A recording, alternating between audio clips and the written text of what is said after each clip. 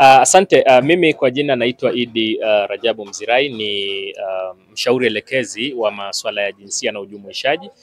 Hapa nipo na wakilisha shirika la WiLDAF ambapo tunafanya kazi ya kuzunguka kwenye vyama vya siasa kwa ajili ya ukusanyaji wa maoni ya mwongozo wa dawati la jinsia hasa kwenye vyama vya siasa. Kama tunafahamu kwamba mapema mwaka jana sheria ya vyama vya siasa ilifanyiwa mabadiliko na kuweza kuongeza kile kifungu cha 10C ambacho kinavitaka vyama vya siasa pamoja na nyaraka nyingine kuwa na sera ya jinsia. Na ile sera ya jinsia ukienda kwenye lile jedwali la 3 la sheria linasema kwamba chama cha siasa ni lazima kiwe na dawati la jinsia na ujumuishaji, ambapo dawati hili litakuwa linashughulikia masuala mbalimbali ya kijinsia. Kwa hivyo sheria hii sasa imeleta umuhimu na ulazima kwa kila chama cha siasa kuweza kuwa na dawati hilo. Sasa kama WiLDAF tumeshirikiana na ofisi ya msajili wa vyama vya siasa kuweza kutengeneza mwongozo ambao mwongozo huu utavisaidia vyama vya siasa kuhakikisha kwamba vinatengeneza madawati yanayofanana. Ukilinganisha na kwamba itakuwa ni vigumu kwa baadhi ya vyama kuweza kutengeneza madawati haya kulingana pia na swala la finance, lakini pia na swala la kiutaalamu. Kwa hiyo WiLDAF inajaribu kutoa utaalamu wake hasa kuvisaidia vyama vya siasa kuweza kutengeneza madawati haya. Niseme tu kwamba madawati haya kwa nini sasa kipindi hiki ambacho ni cha uchaguzi. Tuseme tu kwamba madawati haya hayajaanza, uchechemuzi wake wa utengenezaji wa madawati haya haujaanza sasa.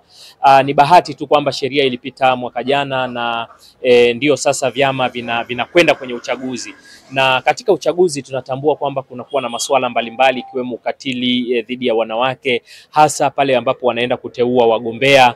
Wanawake wengi wamekuwa wakilalamika kwamba wanafanywa vitendo vya kingono, wanaomba rushwa ya ngono ili waweze kupewa nafasi pengine hata ya kugombea tu katika majimbo. Lakini pia wanawake wamekuwa wakizalilishwa katika majukwaa mbalimbali, hasa pale ambapo wanakuwa wanamwaga sera zao, pengine wanahusishwa na pengine kushindwa kwenye familia zao, maneno ya dhihaka, matusi. Lakini sio wanawake tu, tunapozungumzia jinsia pia tunazungumzia vijana.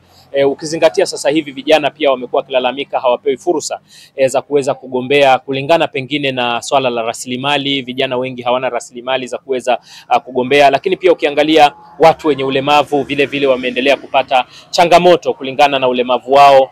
Hawana mahitaji yao hasa kipindi hiki cha uchaguzi yamekuwa hayafikiwi. Kwa hiyo tumeamua kusaidia vyama katika wakati wanaendelea kwenda kuteua wagombea ili angalau waweze kuzingatia masuala ya kijinsia na ujumuishaji wa kijamii hasa wanapoteua wagombea, kwa sababu sheria hiyo ambayo tunaizungumzia ukiangalia kile kifungu cha 6A kinaelekeza vyama kwamba wakati wanateua wagombea, wakati wanatengeneza sera, lakini wakati wanachagua viongozi wao wenyewe wahakikishe kwamba wanazingatia masuala ya jinsia na ujumuishaji. Kwa hiyo ni wakati muafaka sasa kwa vyama kuweza kulitekeleza hilo, ukizingatia sasa wanaenda kuteua wagombea, lakini pia wanaenda kuboresha sera zao kwa ajili ya uchaguzi. Kwa hiyo ili waweze pia kutimiza hicho kifungu cha 6A ni vyema wakaweza kuwa na hayo madawati ambayo yanaratibu masuala ya jinsia kwenye vyama. Pengine changamoto ilikuwa kwa kiasi gani mpaka WiLDAF mkaona mje na sheria ambayo itakuwa inalazimu kila chama cha siasa kuwa na dawati la jinsia? Hii sheria kuna changamoto nyingi, lakini sheria hii si sheria ya WiLDAF kwa mtizamo huo. Ni sheria ambayo ilipitishwa na bunge mwaka jana na katika kupitisha sheria ile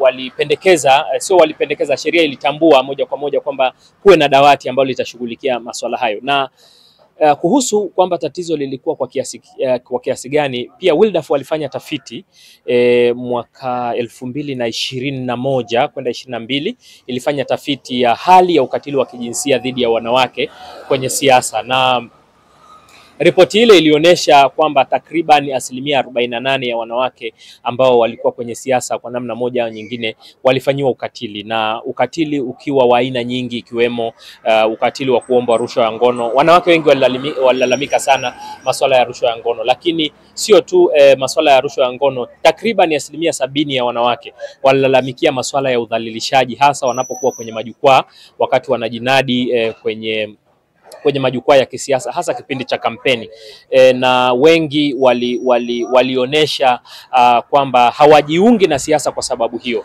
kwa sababu wamekuwa wakidhalilishwa na pengine udhalilishaji ule unakwenda mpaka kwenye familia zao, unakwenda mpaka kwenye familia. Kwa hiyo tatizo lilikuwa ni kubwa, na vijana wengi wamekuwa wakilalamika kwamba pia wao wanatumika kama watu wa kwenda kupiga kampeni, kupigia wagombea watu wazima ambao wana fedha. Kwa hiyo ukiangalia katika minajili ile tatizo lilikuwa ni kubwa. Kwa hiyo serikali ikaonelea kwamba ni vyema kukawekwa mifumo ya kivyama ambayo pengine itaendelea kujenga ile mifumo mizuri kwa vyama vya siasa kuweza kukemea masuala hayo ya ukatili, lakini pia kuweka utaratibu mzuri wa vijana, wanawake na watu wenye ulemavu kuweza kushiriki kwenye siasa bila kujisikia kubughudhiwa au bila kuona kwamba kuna ni watu ambao wenye fedha au wenye kipato wanaweza wakaingia kwenye siasa. Zipo taasisi mbalimbali ambazo zinawaangalia wanawake, zipo zile za NG na ambazo sio za kiserikali. Zipo ile Binti Salha Foundation, lakini ipo Mwanamke na Uongozi. Hizi zote ni kwa lengo la kumkwamua mwanamke wala kumnyanyua. Na nyinyi mmeona mja na hiyo sheria ya kuweza kuwasaidia. Pengine utaona inaweza ikawa na nguvu kiasi gani au itasaidia kwa kiasi gani kuhakikisha kwamba hawa wanatoka kwenye hizo changamoto ambazo wapo kuja kwenye, na nyinyi sasa muone kwamba sasa tumefanya kitu kikubwa cha kuwasaidia wanawake au na watu wenye ulemavu pamoja na vijana wote kwa ujumla. Niseme tu kuwepo, kwanza huu tunaozungumzia hapa ni mwongozo wa uanzishaji wa dawati, na kwa nini tunauleta na tunafikiri kwamba utaweza kusaidia. Ni kweli kabisa utaweza kusaidia, kwa sababu kila chama kilikuwa na mifumo yake tofauti ya kuweza kushughulikia masuala haya, lakini tunapokuwa na mwongozo kama huu, maana yake ni kwamba vyama vinaenda sasa kufanya hili swala kwa pamoja, kushughulikia masuala haya kwa pamoja. Na tunapokuwa na kwamba vyama vyote vitakuwa vinashughulikia masuala haya, hapata kuwa na changamoto ya kusema kwamba haya masuala wanafanya chama fulani hawafanyi. Ni vyama vyote, na vyama vyote vina wanachama, na hawa ndio Watanzania ambao tunao. Kama vyama vitasimama kidete na kuambia wanachama wao waache masuala ya ukatili, waanze kuwapa wanawake fursa, vijana wakemee ukatili, vitendo vya ukatili vinavyotokea wavishughulikie, basi tunategemea kwamba jamii itakuwa salama, kwa sababu wananchi hawa ambao vyama vinawaongoza ndio wapiga kura, na ndio muda mwingine wanatumia fursa za kimajukwaa kuweza pengine kuharasi wanawake, vijana na watu wenye ulemavu. Kwa hiyo tunaamini kwamba mabadiliko yatakuwa makubwa sana kama vyama vya siasa vitaunga mkono juhudi hizi za kuhakikisha kwamba kunakuwa na hali ya usawa na mazingira ya kisiasa yanakuwa salama. Shukrani sana. Asante sana.